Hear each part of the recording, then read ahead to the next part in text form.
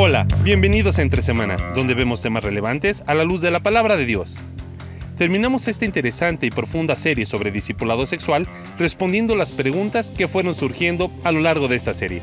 Así que acompáñanos en este nuevo capítulo, aquí en Entre Semana. Muy bien, terminando nuestra serie acerca de discipulado sexual, vamos a apartar este episodio para poder hacer preguntas. Nos hicieron preguntas. Sí, nos llegaron. Llegamos con las respuestas. No garantizamos que sean las respuestas correctas. Exacto. Pero son respuestas. Es un intento, al menos. Hacemos el esfuerzo, ¿no? Sí. Pero sí. ha sido, hablando con varias personas, que aún de la iglesia y otros que nos han escrito, ha sido de ánimo el hecho de saber que hemos podido sumar un granito de arena a una conversación necesaria, ¿no? Para muchos fue como muy los descolocó, como dirían acá en México, los sacó de onda, ¿no? Ajá. Eso de ya ha sido discipulado sexualmente. Y es como que a ver, espérame, ¿de qué estamos hablando, no? Y ha sido de mucho ánimo saber que aún a la distancia y a los de nuestra iglesia ha dado para conversar, ¿no? Y pienso que es, mientras el mundo vive hablando de sexualidad distorsionada, no podemos callar. Tenemos que hablar desde la óptica, desde la perspectiva de Dios. Y bueno, para eso han surgido preguntas, así que vamos. Sí, a ver, la primera. ¿Tratar temas sexuales implica tener conocimiento de temas fisiológicos o biológicos, es decir, cambios hormonales o temas psicológicos? O sea, la pregunta viene, o sea, como que para hablar acerca de esto, tengo que tener todo este conocimiento acerca de cómo funciona el cuerpo. Bueno, incluso nosotros, hablando de esto, hemos mencionado cuestiones psicológicos, sí, fisiológicos, biológicos. Entonces, o sea, uno tiene que hacer eso para...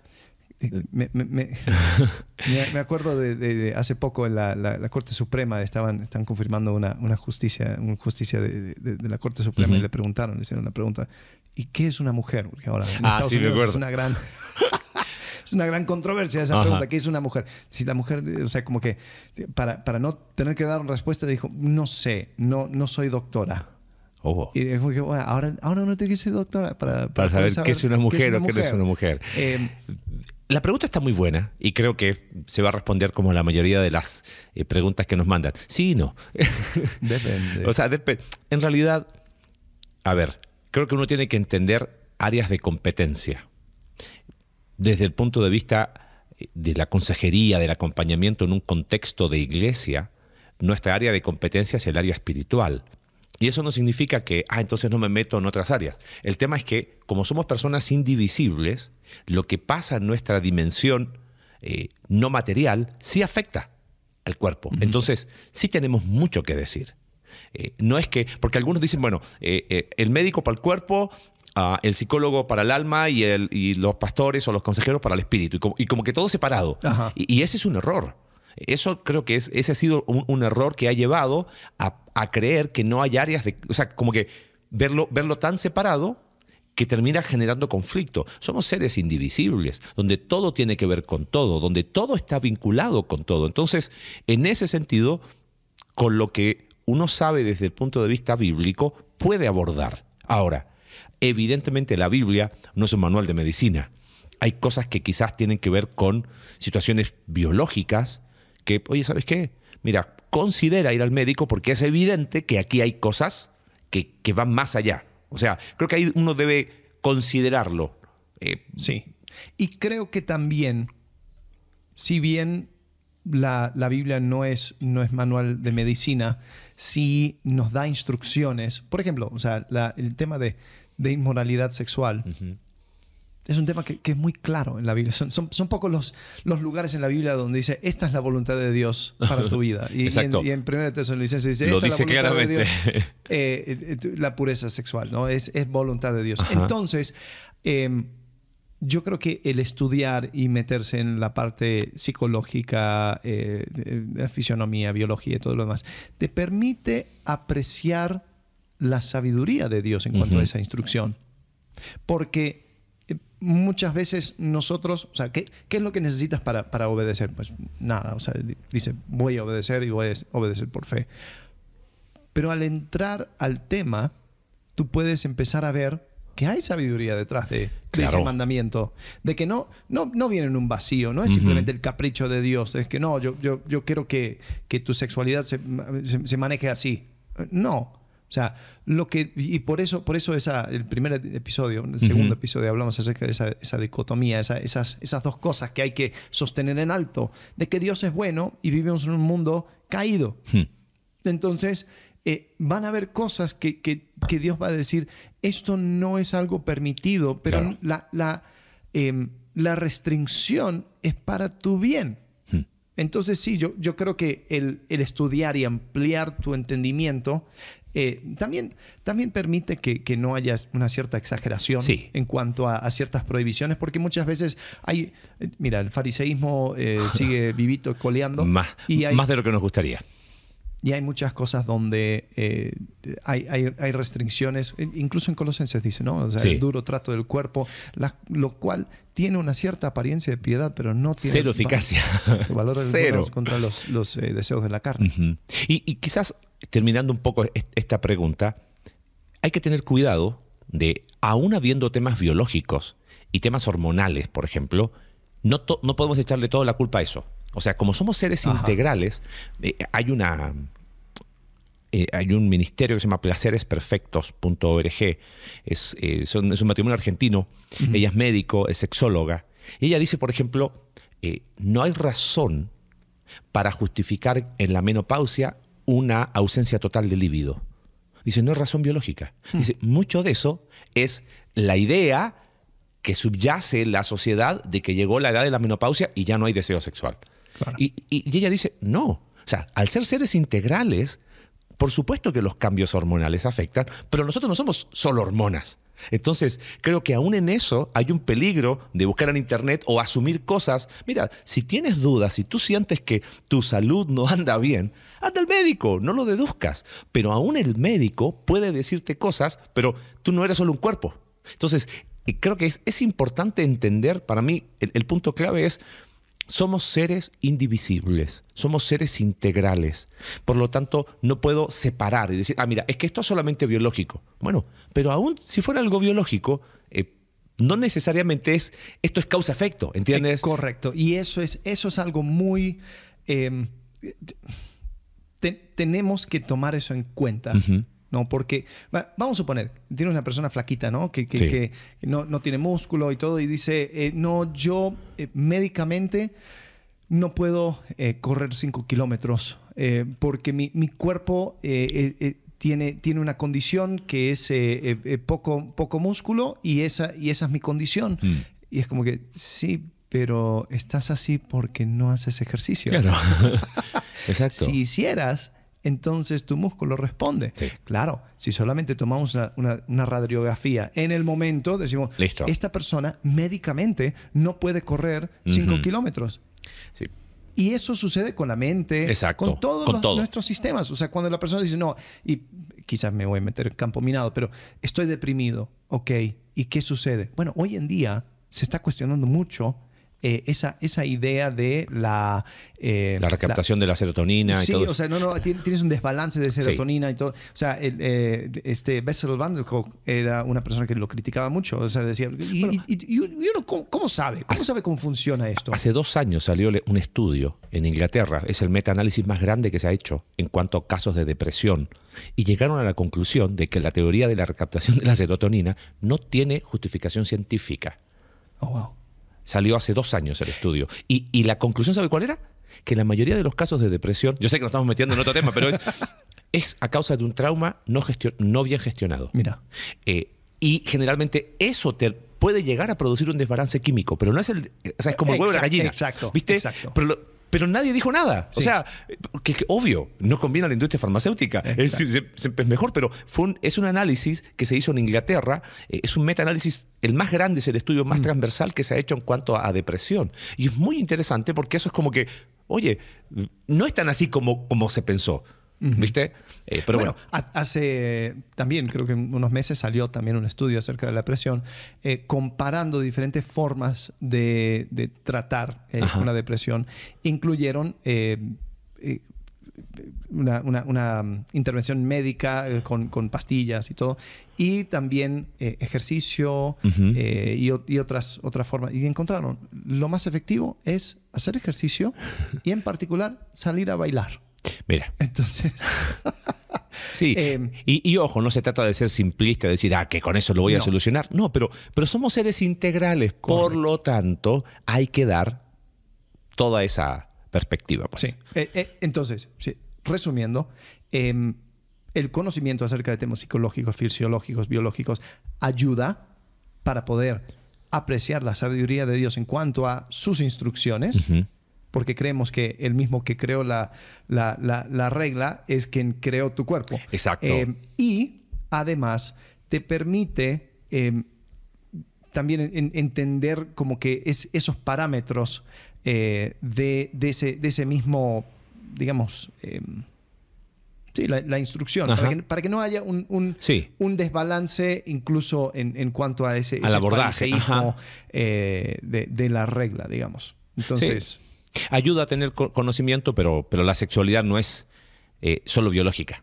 O sea, si solamente fuese eso, no, la sexualidad es integral. Sí. Por lo tanto, ayuda si es necesario. Si hay síntomas claros de que algo fisiológicamente no anda bien, a bibliazos no lo vas a arreglar. Pero no necesariamente todo es fisiológico. Correcto. O sea, es como que cada caso es único y particular. No, tengo que ir al médico. Espérame, tranquilo, veamos de qué trata. A lo mejor, oye, pienso cuántas parejas, cuántos matrimonios han tenido problemas a nivel de sexualidad y no tiene que ver necesariamente con algo biológico, tiene que quizás ver con miedos, cosas más profundas, asuntos pendientes, y ese no necesariamente el abordaje es biológico, quizás se expresa biológicamente, pero Exacto. la causa es otra. Entonces, bueno, podemos seguir hablando tanto de esto. Vamos a la segunda. Ok. Esto tiene que ver con lo que hablamos acerca de buscar un consejero, una persona que camine contigo. Si es necesario crear relaciones de confianza, eso requiere tiempo, vida, recursos, etc. ¿Cómo comienzo a caminar con alguien para hablar de temas sexuales? ¿Tiene que ser estrictamente un líder? O sea, porque sí, no es que te vas a sentar con alguien, hola, ¿qué tal? Mi nombre es tal, y mira, te voy a decir todas mis luchas sexuales. No, o sea, uno tiene que invertir en una relación. Y quizás la pregunta es, o sea, es que tengo que ir con el líder, con el pastor, con la esposa del pastor. O sea, ¿a fuerzas es así? No, yo creo que no. Sin embargo, es como... Siempre doy la misma analogía. Digo, si viene una persona que te dice, oye, me gustaría operarte esa enfermedad que tienes ahí, o sea, no sé, lo que sea que te quiera operar, dice, tengo la mejor intención de operarte, tengo acá mi bisturí, pero no es médico. ¿Dejarías que te opere? No. Por más que tenga la mejor intención, no tiene quizás habilidades, conocimientos, capacidad. Si eso lo hacemos con nuestra salud física, ¿cuánto más cuidadoso lo tenemos que hacer con nuestra salud espiritual? Entonces, quizás yo cambiaría la palabra líder por busca una persona madura, una persona que tenga evidencias de un carácter piadoso, que conozca de la Escritura, que esté disponible en cuanto a tiempo, cuyo carácter refleje una espiritualidad sana, no necesariamente conocimiento, porque conocimiento por sí no es suficiente, sino una espiritualidad sana, una emocionalidad espiritualmente sana, que haya transitado, quizás que tenga cierta experiencia, y porque el cuerpo de Cristo está para eso, ¿no? Muchas veces esas personas terminan en una posición de liderazgo. Sí, o sea, si coincide que esa persona es el líder, bien, pero no es porque tiene que ser el líder. Bueno, y la inversa también aplica. Exacto. O sea, solamente porque es líder, eso no te garantiza que esa persona sea madura. Tal cual. Y yo creo que se puede hacer más daño buscar un líder inmaduro que buscar, bueno, definitivamente, un no líder maduro. Exacto. O sea, es más, siempre, si tienes opción entre esas dos, siempre busca el no líder maduro. Porque el líder inmaduro sería como ese doctor... Con la mejor intención. Sí, se pone la bata, pero acaba de salir de la prepa. O sea, claro. como que, espérate, solamente porque tienes la bata blanca. Me designaron doctor. Sí, es que me dijeron que aquí te tengo que operar. Y lo hago con la mejor intención. Sí. No lo hagas, por favor. Sí.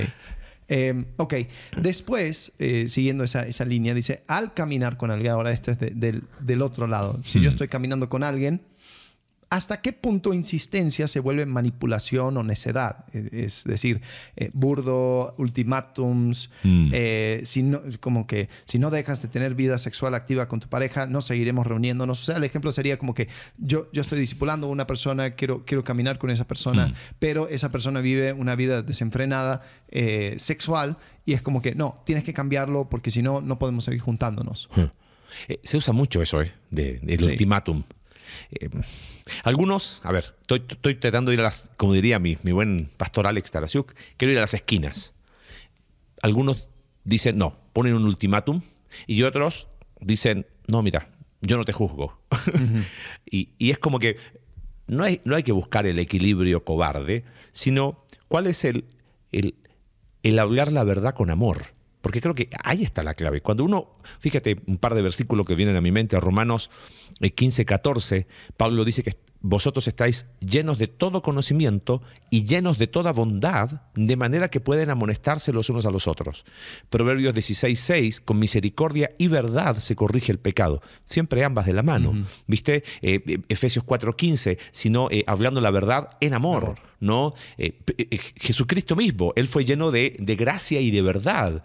Cuando está con la mujer sorprendida en adulterio, ni yo te condeno. Ahí está la extensión de gracia y misericordia, pero después le dice, vete y no peques más. O sea, ¿cómo construir ambas de la mano? Ni el ultimátum por el ultimátum, ni el yo no te juzgo. ¿No? No sé cuál ha sido tu experiencia caminando con personas. Es una conversación incómoda. Sí. Pero hay que tenerla. ¿A dónde voy? Hay personas que dicen, bueno, no sé, una pareja que viene y estás caminando y te dice, mira, nosotros no nos hemos casado y queremos decirte que sí, ya tenemos vida sexual activa, pero nos vamos a casar, no sé, dentro de un año, pero queríamos confesarlo porque sabemos que está mal, pero ya estamos en esta, ya no podemos parar. Ajá. Total, es cosa de tiempo. O sea, desde la perspectiva donde lo mires, tú pones un ultimátum por ultimátum, quizás podría ayudar, pero ¿cuál es el punto? ¿Solamente el hecho de no tener relaciones? O podrías decir, bueno, yo no te juzgo. Yo creo que ahí hay una conversación que te impide frenar si realmente lo que tú quieres es poder trabajar en tu vida profunda y entender que tu dimensión sexual es parte integral de la vida. Oye, pongamos un freno. O sea, ¿cuál sería el problema de no ponerlo? ¿No? Y eso quizás empieza a evidenciar qué hay en el corazón. No sé cómo ha sido tu experiencia caminando con personas. Sí, yo creo que, por ejemplo, una persona que toma esa perspectiva de, o sea, siguiendo el ejemplo, no, pues ya estamos en esto. Ok, espérate, pero tú no eres tu sexualidad. No, o sea, muchas veces usamos eso para hablar acerca de personas que tienen quizás una atracción hacia el mismo sexo, lo que sea, pero también, ¿cuántas parejas heterosexuales empiezan a tener relaciones como que, bueno, sí, nos queremos casar, pero esto no podemos parar? No puedo parar. Ya comenzamos. Claro. Y es como que, pero tú no eres tu sexualidad. Y yo quiero que tú te lo compruebes a ti mismo, entrando en un periodo de abstinencia, para que después se puedan casar. Y no te vas a casar... qué sé yo, o sea, así, el estilo de Joshua Harris, de virgen y esto va a ser tu primera experiencia sexual. Pero yo creo que es saludable porque ya estás estableciendo sobre o sea, sobre el fundamento de tu matrimonio el hecho de que yo estoy dispuesto a abstener de esto porque esta relación no solo se trata de lo sexual. Exacto, y ahí te está voy el a punto. decir algo.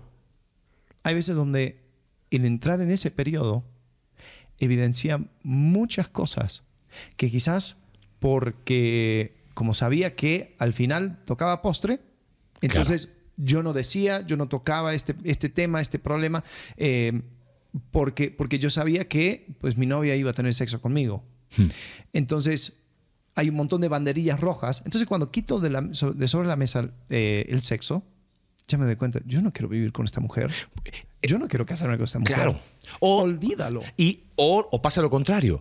Ajá. Se dan cuenta que, oye, podemos tener una relación, Ajá. podemos conocernos y empiezan a cimentar su relación ya no basado en el sexo, sino en otras cosas, porque el sexo no es todo. Exacto. Es parte del matrimonio, es parte de la plenitud que se puede encontrar en ese pacto matrimonial, pero tampoco es el todo. Entonces, puedo dar testimonio de haber acompañado parejas que decidieron dar ese paso, pero nunca se los planteé como un ultimátum. Hice lo mismo que tú dijiste, oye, si esto se trata más, es más que sexo, entonces, ¿por qué ponerlo como el centro de todo? Ahora, anímense ahí. Ok, Perdón, pero, sí. lo que fue lindo es que en la boda había esa mirada cómplice de decir, ¿sabes qué? Qué padre fue saber esperarnos, aunque a lo mejor empezamos con el pie izquierdo. Bueno, no sé por qué discriminamos siempre a los zurdos con eso, pero bueno, aunque esto a lo Como mejor... zurdo estoy claro. Zurdofobia sería. Aunque esto a lo mejor empezó mal, la gracia de Dios nos permite poder encaminarlo y enfrentar el matrimonio diciendo, Señor, podemos entender que de ti viene toda buena dádiva y todo don perfecto desciende de ti. No lo buscamos nosotros a través de atajos. Y es hermoso. Pero si eres líder, yo te sugeriría nunca lo plantees como un ultimátum, ni tampoco no tengas esa conversación. Correcto. Ten esa conversación incómoda. Ahora, Hay que tenerla.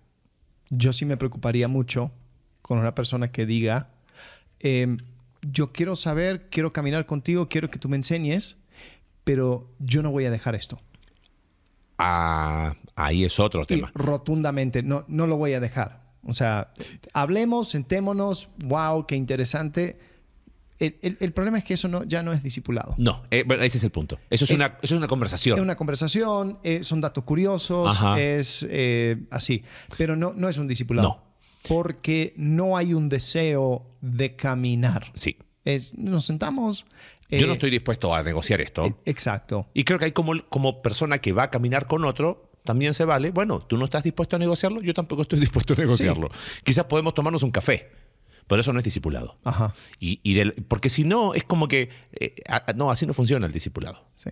Y creo que es importante lo que dices, porque hay de repente personas que quieren caminar con otros, se frustran, y creo que eso es un límite sano.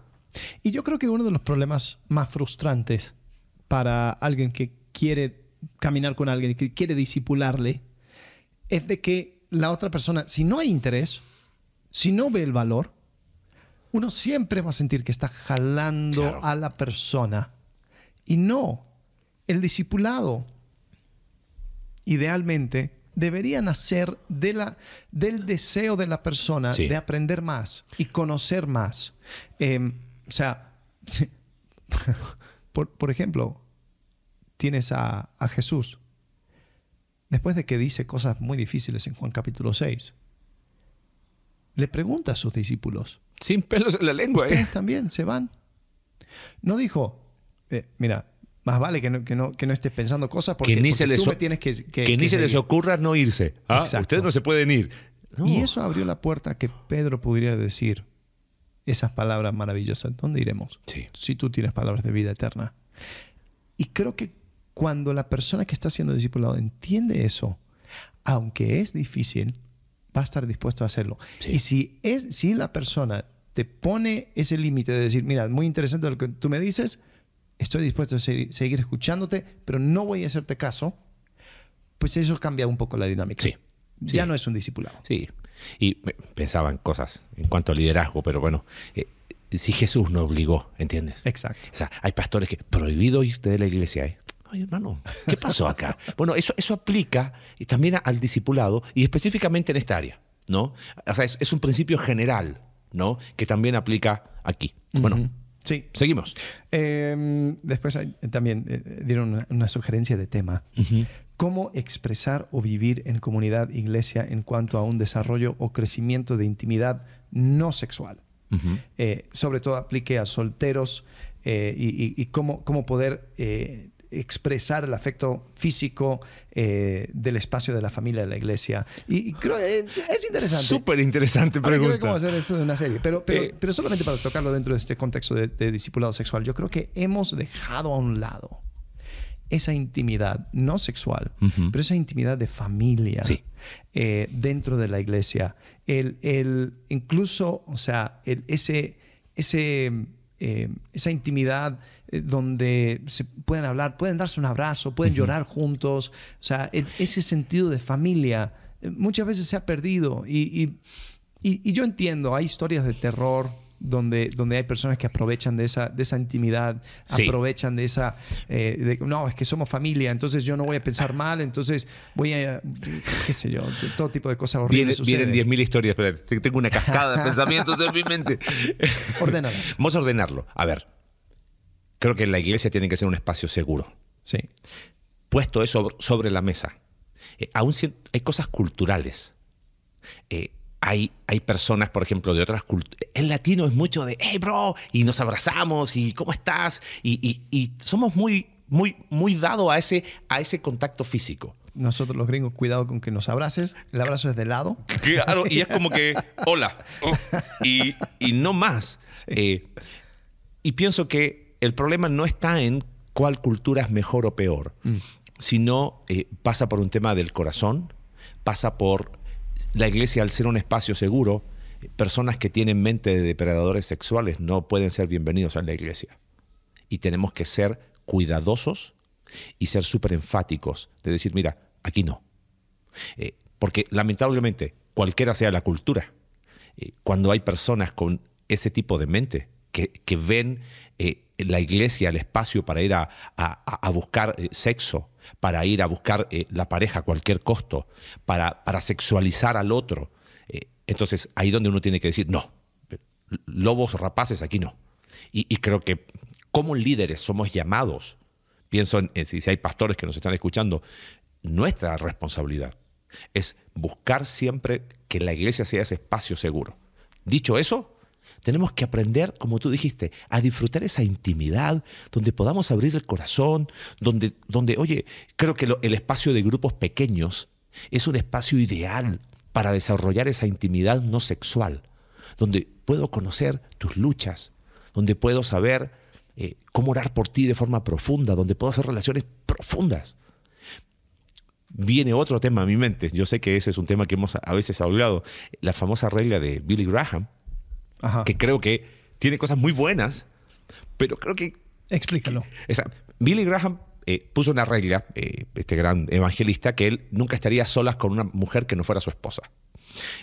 Y él la puso después de que una mujer intentó seducirlo a él en una de sus cruzadas. Y me parece una regla muy interesante. O sea, creo que sí es correcto. Yo no la practico como... practico la regla de Billy Graham, pero no hay razón para ir a tomarme un café con una mujer que no sea mi esposa. Ahora, el problema es que a veces se ha llevado esta regla a una cuestión donde en la iglesia viene una hermana a saludarme y yo no lo saludo. ¿Por qué? Porque no puedo saludar a nadie que no sea mi esposa. No, espérame. O sea, se está llevando a un extremo que no es.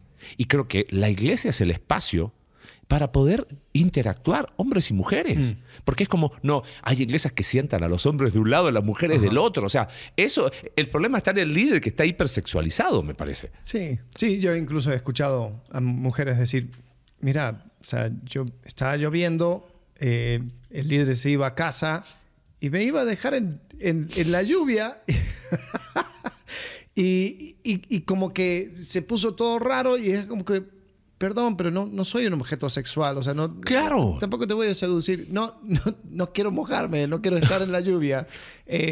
Y ese... Te llevo, hermana, no hay problema. Exacto. Y yo creo que ahí es donde también aplica, ¿qué es 1 Timoteo? Que dice, trata a los hombres como ancianos, las mujeres a tus mujeres, madres. A las mujeres mayores como tus madres. Y después las menores, muchachas, jóvenes, las, señoritas como hermanas, como con hermanas, toda pureza. con toda pureza. Uh-huh. O sea, si es un trato... o sea, sí, y yo creo que por algo Pablo no puso reglas estrictas. El judío, el fariseo, tenía reglas estrictas. Claro. Y podría haber transferido todo lo que él sabía acerca de la cultura farisea a estos nuevos creyentes. Mira, estas son las reglas, me funcionaron para mí, aquí te lo paso. Pero no hizo eso. Dijo, ¿cuál es el trato en familia? Haz eso. Sí. Es en familia.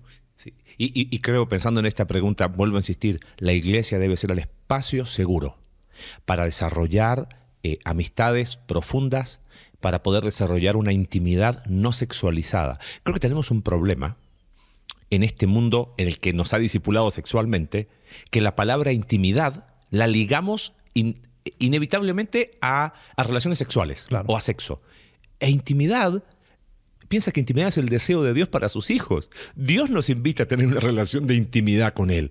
Y es como que lo hemos hablado, cuántas veces tú y yo, de que hablamos de intimidad con Dios y las personas nos quedan mirando así como, hey, ¿cómo hablas de eso? Si intimidad, eso es...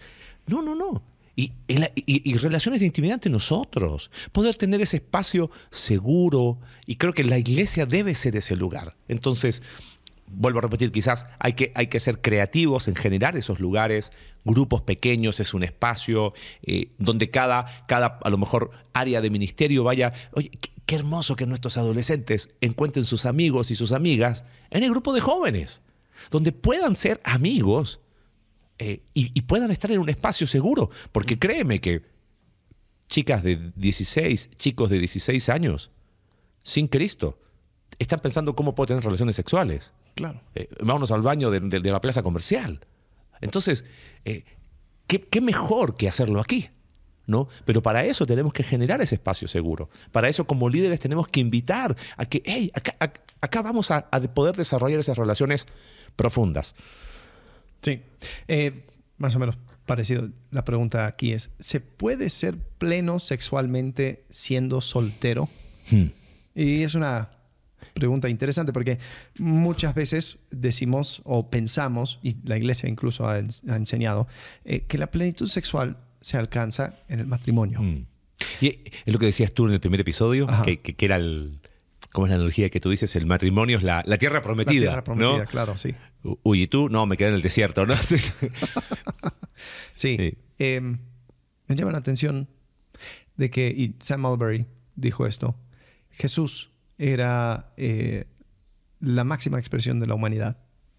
Era el humano más humano, porque fue el humano que vivió según el propósito por el cual fue creado, sin esa distorsión del pecado. Y él no experimentó actividad sexual. Y lo que podemos deducir de eso es de que si bien la sexualidad es una parte importante del ser humano, no es esencial para su florecimiento. No es esencial para vivir una vida plena. Entonces, ¿cómo se ve una vida sexualmente, o sea, pleno sexualmente? Pues creo que tiene que ver con entender de que eso no es lo máximo, eso no es aquella cosa que te va a completar. Es una faceta de la vida que algunos entran y viven y otros no. Entonces...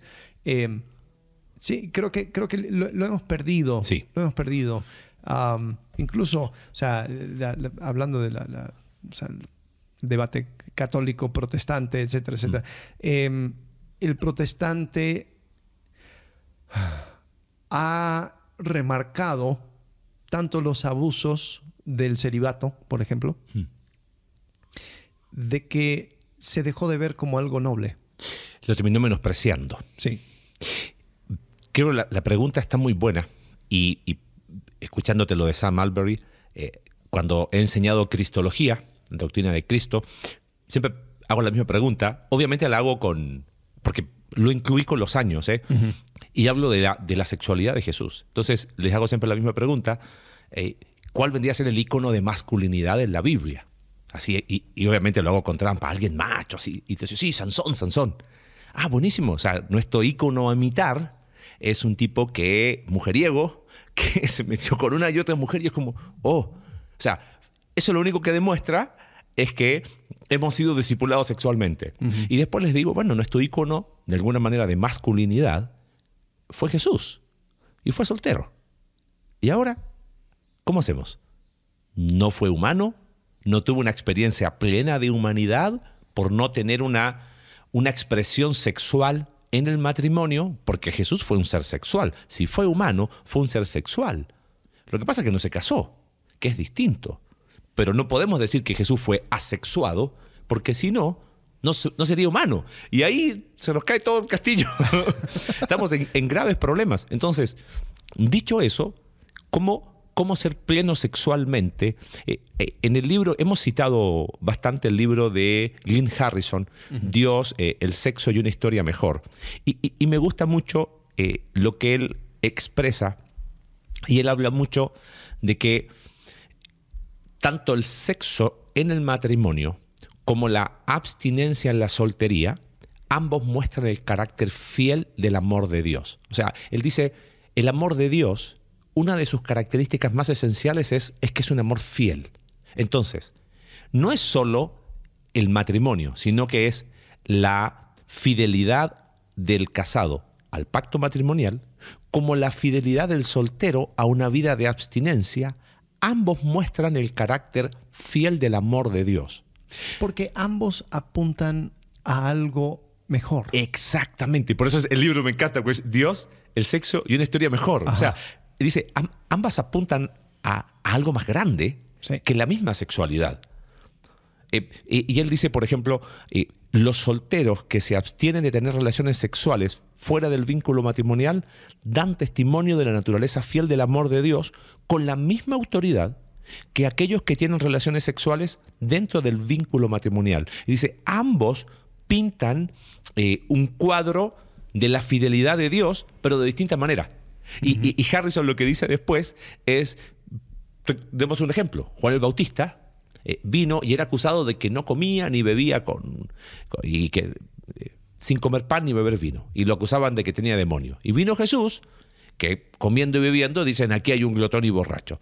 Ahora, lo que dice Harrison es, ambos comportamientos diferentes apuntaban a una misma realidad, la venida del Rey. Entonces él dice, de manera similar, tanto el casado que busca desarrollar una sexualidad fiel dentro del matrimonio, como el soltero que se abstiene, se abstiene de tener relaciones sexuales, ambos pintan un cuadro de una sexualidad que tiene que ver con el carácter mismo del reino de Dios. Y creo que eso es algo que va en correlación a lo que dice Colosenses 2:10. Y vosotros estáis completos en Él. Cuando uno entiende eso, creo que tenemos que empezar, lo que dijiste tú, tenemos que empezar a darle a la soltería el valor que tiene. No eres más ni eres menos por ser soltero. Hemos hablado de soltería antes, pero específicamente a nivel de sexualidad no estás incompleto. ¿Por qué? Porque primero estamos completos en Cristo, y una vida de abstinencia es una forma de reflejar ese amor fiel de Dios. Solamente pinta un cuadro diferente, pero ambos apuntan a una realidad más grande. Y creo que ahí es una discusión interesante lo que tú decías. Cómo ver 1 Corintios 7 cuando habla de... Es interesante que Pablo habla del don de... ¿Cómo le llama él? ¿Don de continencia? Ajá. Y como que lo pasamos por alto. No puede ser un don espiritual. Y yo creo que... o sea, usa siempre en broma. Ya, si me dice que el don que tienes es el de continencia. Pero ¿por qué Pablo usa la palabra don, carisma, para hablar de la continencia? ¿No será que él veía aún ligado, oye, yo estoy soltero y estoy completo en Él, y veo que tengo aún una vocación por delante y la oportunidad de ser parte del reino de Dios desde mi soltería? No sé, dejo eso para un próximo episodio, un análisis de ese pasaje, pero creo que parte del discipulado sexual debe ser eso. Sí. Cuando hablamos de que nos dijeron, ya, le dieron muy duro a la cultura de pureza y eso, pero no era darle duro por darle duro. Creo que fue una reacción, y al llevarla al extremo dejó fuera, pobrecitos ustedes solteros, ¿no? Y creo que tenemos que volver a encontrar ese discipulado sexual a la luz de la Escritura, donde ambas realidades encuentran plenitud en lo que Dios dice para ellos. Totalmente. Yo creo que vivimos, no, los teólogos hablan del ya, todavía no. Y yo creo que la expresión sexual dentro del matrimonio es una representación del ya. Es decir, Dios ya nos ha dado una manera de poder expresar sobre esta tierra una intimidad con otro ser humano que es un reflejo de la intimidad con Cristo y su iglesia. Y es lo que dice en Efesios capítulo 5. O sea, gran misterio es esto, pero hablo acerca de Cristo y la iglesia. Entonces habla de esa intimidad entre hombre y mujer, y eso lo liga con la relación de Cristo y la iglesia. Y él todavía no. Yo creo que el soltero lo representa en decir, yo no voy a actuar como si esto fuera lo máximo, porque yo sigo aguardando una esperanza de algo muchísimo mejor. En espera fiel de la llegada del rey. Entonces, tanto el casado, como tú dices, como el soltero, refleja esa fidelidad de Dios y la promesa futura de una plenitud que llena todo. Inclusive iría un poquito más lejos, pensando en la pregunta que sigue. Hay una más, ¿no? Sí. ¿Cómo abordar el tema de la atracción hacia personas del mismo sexo? ¿Es pecado? Uy, se nos acabó el tiempo. Bueno, pero quizás dejo esto y lo enganchamos con la pregunta que sigue. Cuando se suele enseñar de amor, se suele decir en las iglesias, bueno, hay 3 palabras, en realidad son 4 que hablan de amor, pero bueno, el eros, y es como lo erótico, y qué básico, no sirve de nada, el fileo y el ágape, que es lo más... Pero ahí hay un problema. Porque aún todas esas dimensiones del amor apuntan a Dios. Entonces, creo que aún tenemos que aprender a ver que todas las dimensiones del amor y de los deseos apuntan a Cristo. Entonces, independiente de la plataforma en la que estás, puedes encontrar plenitud, ¿no? Pero bueno, terminamos y vamos con la última pregunta. Era, ¿cómo abordar el tema? Interesante. Okay. La pregunta específicamente, ¿cómo abordar el tema? Después entremos al tema del pecado. ¿Cómo abordar el tema? Bueno, yo creo que uno tiene que partir... Si una de las críticas es la persona que vive una vida abiertamente homosexual, hace de su sexualidad su identidad. O sea, ahora con lo de drag y los trans y todo, o sea, como que toda su identidad, todo lo que son, está ligado a su atracción sexual, su identidad sexual. Y eso, o sea, es como que, wow, qué poco profundo si eso es el resumen de todo lo que eres. El problema es que desde el otro lado, a veces la iglesia remarca eso porque yo te rechazo por tu expresión sexual y no reconozco la totalidad de tu persona. Sí. Entonces, ¿cómo lo abarco? Pues primero hablando a la persona, hablando más allá de... Jesús tenía una forma increíble de hablar a la persona. No respondía a la pregunta. Maestro, bueno, ¿qué tengo que hacer para heredar el reino de Dios? Vamos detrás de esa pregunta. ¿Qué hay? Y yo creo que con este tema también, porque ellos lo ponen de frente, pero también nosotros tomamos la carnada y lo rechazamos por eso. Y, ojo, no estoy diciendo de que eso es como que, pues no pasa nada. No. Sí. Pero, o sea, hay cosas que fueron llevando a la persona a tomar esas decisiones. Y creo que uno tiene que valorar al ser humano, porque lo que menos queremos es que sea, ves, me rechazaron por quien amo, claro, o me rechazaron por quien soy. No, espérate. Vamos a hablar y quiero reconocer tu humanidad creada en la imagen de Dios. No eres una persona que da asco. Eres una persona que Dios formó, que desafortunadamente ha habido distorsión y han habido elecciones pecaminosas, pero nunca quiero perder de vista tu humanidad, ¿no?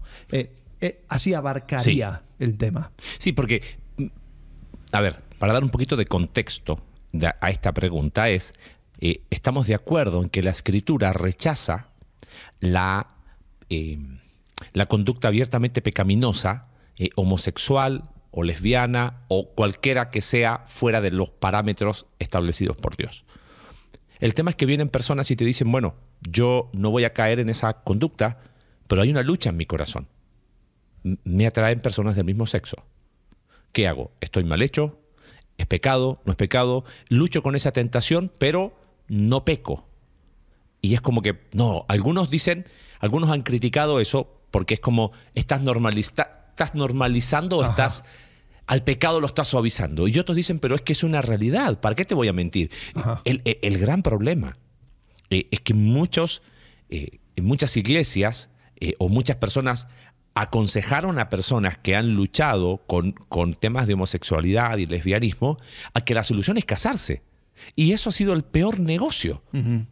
Entonces, ¿cómo hablar de este tema? Creo que uno tiene que distinguir primero que tentación no es pecado. Número 1. Número 2, si no se trata todo de sexualidad, recién citaste a Sam Alberry, y él dice, o sea, mi opción es ser soltero, y yo creo que el diseño de Dios es este, pero el pecado y el mundo caído en el que estoy me ha llevado a que yo lamentablemente tomé decisiones pecaminosas y lucho con esa atracción, pero lo pongo dentro del campo de la tentación, pero he decidido que mi expresión sexual sea la soltería y estoy pleno en eso. Y entiendo que esa es la manera. No hago como tú dijiste, no hago de la sexualidad el todo, entonces simplemente estoy de acuerdo en la verdad de Dios, por lo tanto voy a expresar mi sexualidad en esa soltería y esa soltería va a ser la expresión del amor fiel de Dios y lucho con la tentación de una manera y Él de manera honesta lo transparenta. Hay personas que dicen, no, es que Dios también va a cambiar tus deseos y tienes que cambiarlo. Y hay otros que dicen, ¿y si no? Y creo que hay una conversación ahí interesante. Sí. Creo que Dios los puede cambiar. Y no es que Dios los puede... A ver, y el que Dios no lo puede hacer. No, creo que la obra de Dios puede llegar aún a abarcar eso, pero también reconocemos que el pecado tiene sus consecuencias. Hablaba con una persona que tuve la oportunidad de acompañar hace muchos años atrás, y él me decía, y le compartí, me dijo, compártelo sin ningún problema. Él vivió una vida homosexualmente activa por muchos años. Llega a Cristo, obviamente cree en Jesús como su único Salvador, encuentra esperanza, me dice, pero ¿qué piensas que ha sido la consecuencia de mi pecado? Es difícil. Me dice, y yo lucho, ¿para qué te voy a mentir? Yo le arruinaría la vida a una mujer casándome con ella, Exacto, pensando que el matrimonio lo va a arreglar. Y él me decía, yo he entendido que la forma en que debo vivir la vida es siendo soltero y no por eso me siento menos. Y también entiendo que el pecado ha tenido consecuencias sobre mi vida y debo enfrentar esas consecuencias sobre mi vida. Y creo que cuando yo lo escuché la primera vez dije, wow, o sea, creo que me hizo pensar y la solución no es el matrimonio. La solución es estar en Cristo y encontrar nuestra identidad en Cristo, ¿no? Sí. Y creo que lo que tú dijiste es contundente, ¿no? La homosexualidad es una expresión de la sexualidad que no entra dentro de los parámetros que Dios ha establecido. Es decir, es pecado. Claro. Punto. No hay mucha vuelta ahí. No. Sin embargo, porque después, a veces para suavizar eso, se dice, pero es pecado como cualquier otro pecado, como ver pornografía, como una pareja que se va a casar pero tiene relaciones antes. Y creo que ahí es donde, quiero tener cuidado con esto porque no estoy diciendo que hay pecados de mayor condenación o no, pero sí hay pecados que van que hablan de una mayor distorsión. Exacto. ¿Okay? No es decir, no. Si este es un pecado light y este es un pecado no, este es un pecado fuerte. Ojo, el mismo apóstol Pablo habla acerca de cualquier pecado que se comete fuera del cuerpo, pero uno peca contra uno mismo con el pecado de la inmoralidad sexual. Hay consecuencias, hay efectos distintos. Hay efectos distintos y también yo creo que el hablar acerca de el rechazo a Dios, la rebelión de Dios, hay una cierta rebelión donde es lo que tú dices es bueno, pero yo lo quiero hacer a mi manera.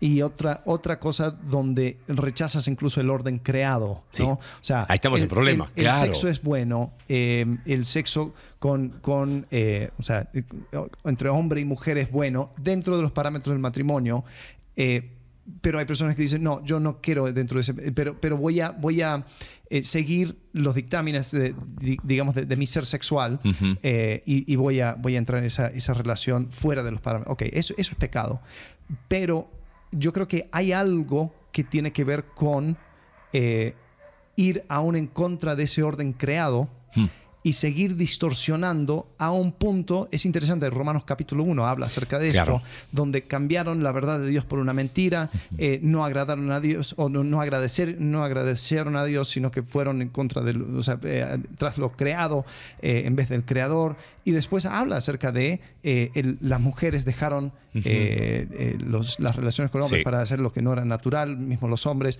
Y después habla acerca de los que no solamente hacen estas cosas, sino que se enorgullecen. Y yo creo que ahí es donde a mí me causa mucho ruido este tema, por ejemplo, este concepto de orgullo gay, ¿no? Sí. Y yo creo que no hay espacio, escucha, no hay espacio para un orgullo gay. No. ¿Hay espacio para una lucha? Sí. Hay un espacio para una persona que dice, mira, esto es una cosa que yo reconozco que no está bien y yo lo quiero entregar a los pies de Cristo. Sí, sí. ¿Hay espacio para un orgullo en una práctica que va en contra de lo que Dios ha dicho? No. No. No. Y eso sí se rechaza rotundamente. Sí, creo que y por eso cuando hablábamos de qué es discipulado, era partir por una comprensión clara de quién es Dios y de lo que Él dice para mí. Y creer que eso es así. Entonces, mientras eso no esté bien puesto, cualquier cosa que venga fuera de lo que Dios desea para nosotros, no hay manera de acomodar esa pieza del rompecabezas que no va. Y por eso tenemos que ser súper contundentes con aquello que Dios rechaza. Dicho eso, tenemos que también saber tener conversaciones con personas que están luchando. Sí. ¿Ves? Y ahí es donde a veces no hemos tenido ese espacio. Bueno, y creo que, o sea, con todo lo que dije en el anterior, a veces la única cosa que escucha la gente es que, eso es una perversión, eso es horrible. Y después las personas dicen, mira, yo no sé de dónde vino esto y no quisiera tomar. O sea, ¿cuántas personas yo he escuchado dicen, mira, si habría una píldora para tomar que inmediatamente cambiara mis deseos, lo tomaría? O sea, esto no es un camino que yo escogí. Ok, o sea, yo no voy a poner eso en tela de juicio. No, obviamente tú. No. Caminemos. Sí. Pero tengamos un discipulado sexual. Sí, y entendamos de que vivimos en un mundo caído. Sí. Y uno de los efectos del mundo caído es de que aún nuestro mismo ser nos va a impulsar o a atraer hacia cosas que Dios no quiere para nosotros. Pero el entender lo que Dios quiere y entender que nuestro Dios bueno lo que quiere es lo mejor para ti, el someterte a esas cosas que Él quiere y no ir más allá de eso, es un acto de fe. Exacto. Es un acto de fe. Exacto. Y es decir, yo le creo a Dios de que si esto no lo tiene permitido, si Él ha dicho que esto no está sobre la mesa para mí, entonces yo voy a creer que esa restricción es buena. Es lo mejor para mí. Sí. Exacto. Y lo abrazo y lo creo. Y eso es un acto de fe. Y soy capaz de comunicarle a mis deseos profundos que hay algo mejor. Y es lo que Dios tiene para mí. Y en medio de eso, tener ese espacio para conversar. Y creo que ese ha sido el corazón de esto. Exacto. También. Ahora, eso no, yo no voy a decir, ¿cómo se ve la sanidad? No, la sanidad se ve contigo casado y con 3 hijos y viviendo la vida. No. Yo no voy a decir eso. No. Pero sanar significa que es posible ser puro. Sí. Es posible ser guiado por el Espíritu Santo. Es posible disfrutar esa vida de pureza y estar completo en Él. Sí. Independiente tu situación, soltero, casado, completo en Él, con una sexualidad sana. Creo que el corazón de esta serie fue: tengamos este tipo de conversaciones. Si no es en la iglesia, ¿dónde va a ser? Entonces, anímate. Si eres líder, sigue profundizando, sigue buscando recursos. Pusimos ahí varios en las descripciones de los episodios. Gracias, empezamos nueva serie la próxima semana. Va a estar divertida. Bueno, gracias por acompañarnos y gracias a todos los que nos apoyan para que esto siga realizándose. Gracias. Hasta la próxima.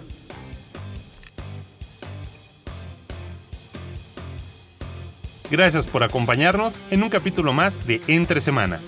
Recuerda que puedes seguirnos a través de nuestra página web icv.mx/entresemana y puedes enviarnos tus preguntas a entresemana@icv.mx y en Twitter entresemanacv. Ayúdanos a difundir este contenido dejándonos tu valoración en tu aplicación de podcast favorita.